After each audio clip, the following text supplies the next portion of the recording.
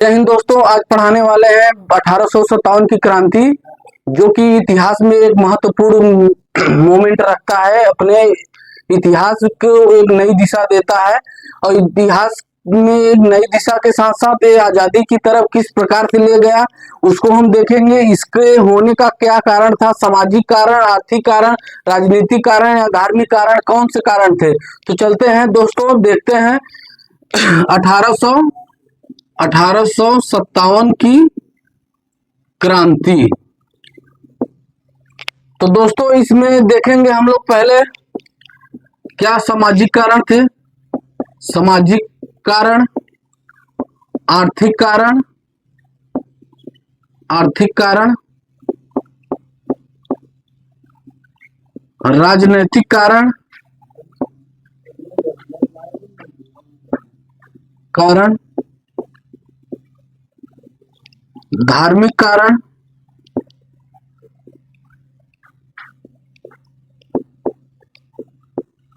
और तत्कालिक कारण। तत्कालिक कारण।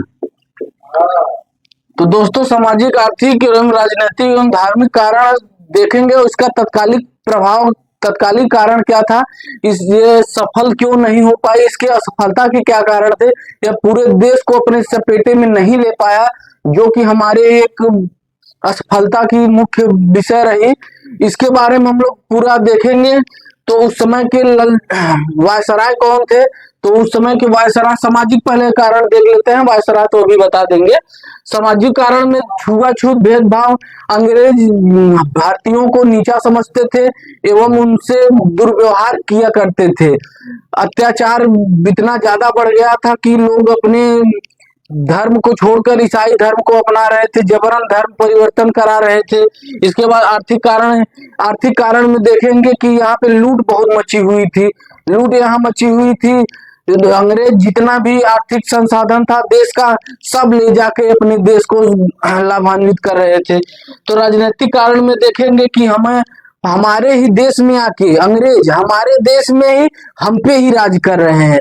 हमारी जन सब जो सरकार चल रही है उसमें जनप्रतिनिधित्व तो मेरा कुछ भी नहीं है, सब अंग्रेजों का ही है। अंग्रेज हम पे शासन कर रहे हैं और हम हमारे ऊपर मतलब ऐसे ऐसे प्रतिबंध लगाए जा रहे हैं जिससे हमारी विद्रोहन क्षमता को और भी सुदृढ़ वो कर रहे हैं। तो इसके लिए अब इसके बाद धार्मिक कारण, धार्मिक कारण में तो देखेंगे कि ईसाई धर्म को बहुत ज्यादा प्रमोट किया जा रहा था। यहाँ के जो वैदिक देवी देवता था उनका अपमान किया जा रहा था। इसके बाद पाश्चात्य शिक्षा को लादने का प्रयास किया जा रहा था। ये सब विभिन्न कारण थे। तत्कालीन कारण गाय एवं सुअर की चर्बी। तो तत्कालीन कारण देखते हैं। तत्कालिक कारण पहले वायसराय देख लेते हैं। वायसराय कौन थे, वायसराय सराय कौन थे, तो वायसराय कैनिंग थे, लॉर्ड कैनिंग।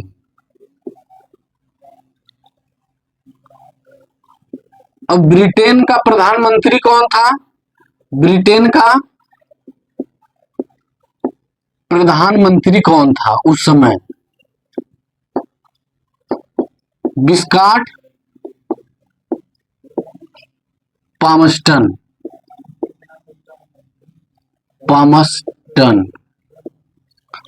कमांडिंग ऑफिसर उस समय कौन था, कमांडिंग ऑफिसर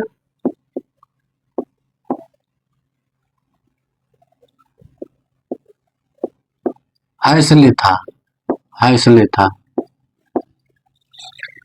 तो दोस्तों उस समय वायसराय कैनिंग थे, जो ब्रिटेन का प्रधानमंत्री था विस्कॉट पामस्टन, कमांडिंग ऑफिसर हैसले थे। और दोस्तों आपको बता दें कि उस समय ब्रेस ब्राउन एक गन थी जो दिसंबर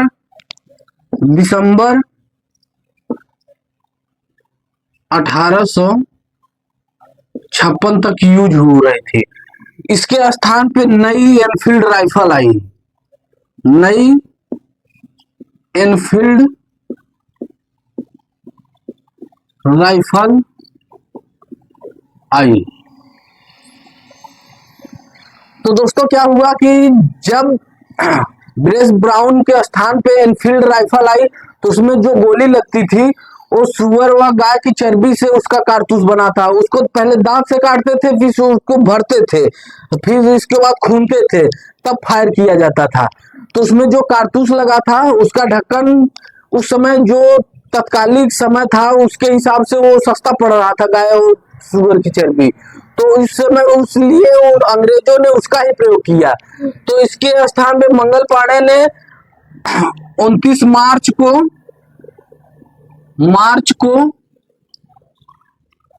34वीं बटालियन बटालियन 34वीं बटालियन के मंगल पांडे ने विद्रोह फोड़ दिया। और प्रशिक्षण कहाँ कहाँ हो रहा था? अंबाला, सियालकोट, दमदम में इसका प्रशिक्षण चल रहा था। सैनिक कारतूस तोड़ने से इनकार कर दिए।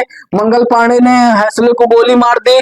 इसके बाद कमांडिंग ऑफिसर को गोली मार दी। इसके बाद 8 अप्रैल को मंगल पांडे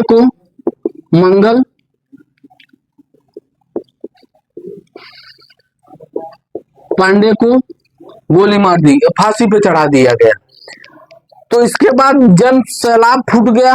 और इसके बाद 10 मई को मेरठ से जो जितने भी विद्रोही और सैनिक थे वो जाके दिल्ली पे धावा बोल दिए। तो 11 मई को ही दिल्ली पहुंच गए। और बहादुर शाह द्वितीय जफर को अपना बादशाह नियुक्त किया गया। उनके नेतृत्व में ही जितने भी विद्रोह का किया गया सब इनके नेतृत्व में ही किया गया।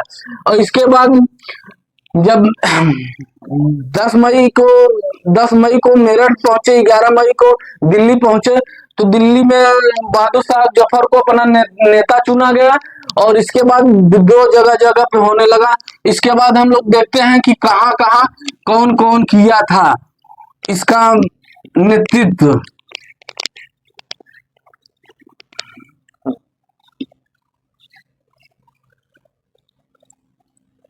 लखनऊ से देखेंगे, लखनऊ से बेगम हजरत महल एवं उनका पुत्र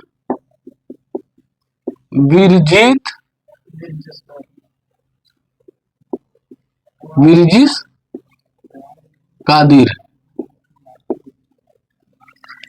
तो लखनऊ से बेगम हजरत महल और झांसी से रानी लक्ष्मीबाई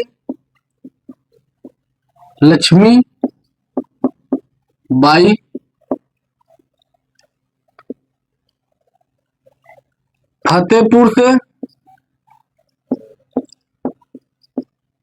अजीमुल्ला, असम से दीवान मनीराम,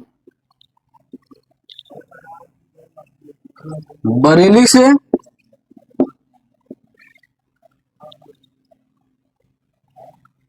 खान बहादुर,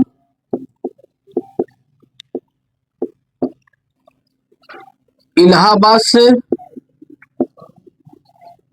लियाकत अली, जगदीशपुर से वीर कुंवर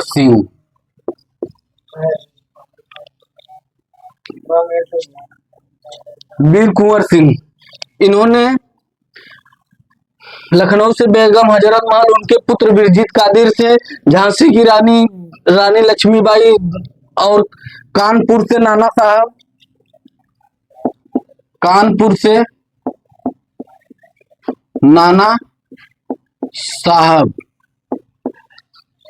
इन्होंने अपने जगह जगह पे अपने अपने लोगों के साथ विद्रोह किया, लेकिन एकजुटता के अभाव में ये विद्रोह नहीं पूरे देश को फैल पाया और पूर्वी भारत, दक्षिण भारत, उत्तरी भारत इससे अछूता रह गया।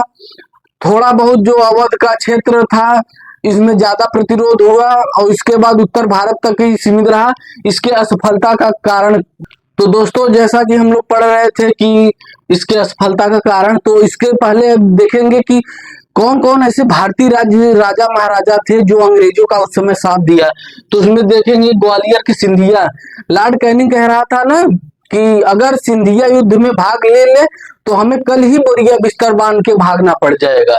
इंदौर के होलकर, जोधपुर के राजा, नाभा के जिंद, हैदराबाद के निजाम और कश्मीर के महाराजा, इन सब ने अंग्रेजों का साथ दिया, अंग्रेजों को इतना सपोर्ट किया युद्ध दबाने के लिए और सामान पहुंचाने खाद्य रसद की पूर्ति करने के लिए अंग्रेजों का विभिन्न प्रकार से सहायता किया, क्योंकि इनका मानना था कि अगर अंग्रेज रहेंगे तो जमींदारी प्रथाएं चलती रहेंगी और हमें उन सब का लगान मिलता रहेगा। तो इसलिए उन्होंने अंग्रेजों का साथ दिया। और असफलता के कारण क्या थे? संगठन भावना की कमी। संगठन भावना की कमी का मतलब ये है हुआ कि जैसे सब लोग एक साथ विद्रोह नहीं कर पाए। झांसी की रानी अलग, नाना साहब अलग, अजीमुल्ला साहब अलग, फैजाबाद से, फिर लियाकत अली इलाहाबाद से अलग और लखनऊ से बेगा हजरत महल, ये सब अपने अपने स्तर से युद्ध का नगाड़ा बिगुल बजाया, लेकिन एकजुट नहीं हो पाए। सुनियोजिता नहीं थी इनमें, सुनियोजित नहीं था, कोई कम्युनिकेशन नहीं था कि आज करे कल करे। इसका जो प्रतीक था कमल और रोटी, ऐसे गांव गांव में बांट दिया गया था, लेकिन वो किस डेट को होना था वो ये निश्चित नहीं कर पाए थे। दंगाई भीड़ की तरह आते थे और वार करते थे, फिर पिछड़ जाते थे। जब अंग्रेज हावी होते थे तो पिछड़ जाते थे। तो इस प्रकार दंगाई भीड़ की तरह काम करते थे, जिसके कारण ये सफल नहीं हो पाए। भविष्योन्मुखी कार्यक्रम का अभाव, इनके पास भविष्य के लिए कोई उन्मुख कार्यक्रम नहीं था कि किस प्रकार से हम अपना चला सकते हैं कि कार्यक्रम की, ताकि अंग्रेजों को हम हरा सके। लेकिन ये हो नहीं पाया क्योंकि उनके पास कोई सुनियोजित व्यवस्था नहीं था, इसलिए सफल नहीं हो पाए। असंगत विचारधारा, सबकी विचारधाराएं अलग थी। झांसी की रानी अलग, अपने इनका कहना था कि हमें अपने झांसी से मतलब है और हमें झांसी का पूरा प्रबंध देखना है और झांसी के लिए लड़ना है। और बेगम हजरत महल लखनऊ में अपना प्रतिनिधित्व कर रही थी, नाना साहब कानपुर में, और बहादुर शाह जफर दिल्ली में, बख्त खान, लियाकत अली इलाहाबाद से कर रहे थे। तो सब लोग अपने अपने स्तर से लड़ाई लड़ रहे थे। असंगत विचारधारा, अनुशासन की कमी, कभी लड़ते थे कभी सुस्त रहते थे, कभी लड़ते थे कभी नहीं लड़ते थे। तो जहां अंग्रेज हावी हो जाते थे वहां वो लोग पिछड़ जाते थे। तो इस प्रकार असफलता हो गया, असफल हो गया। लेकिन इस दुखद असफलता का कारण तो भले दुखद रहा, कितने जाने गए, कितनी मौतें गई, क्योंकि जो अंग्रेज युद्ध में भाग लिए थे और उनके द्वारा जो विद्रोहियों को पकड़ा गया था उनको तोप के मुंह में उड़ा दिया जाता था। पेड़ों पे लाशें बिछाई हुई रहती थी, सड़कें गलियां पूरी भरी रहती थी। और इसके बाद मिर्जा गालिब ने अपने आंखों से देखा, उन्होंने कहा कि न जाने हमको क्या क्या अभी देखना बाकी रह गया है इस आंखों से। तो इसके प्रमुख प्रमुख यही कारण थे। तो दोस्तों ये महत्वपूर्ण टॉपिक था, आपको आई होप कि ये पसंद लगा होगा, और अगर पसंद हो तो चैनल को सब्सक्राइब शेयर करिएगा। धन्यवाद।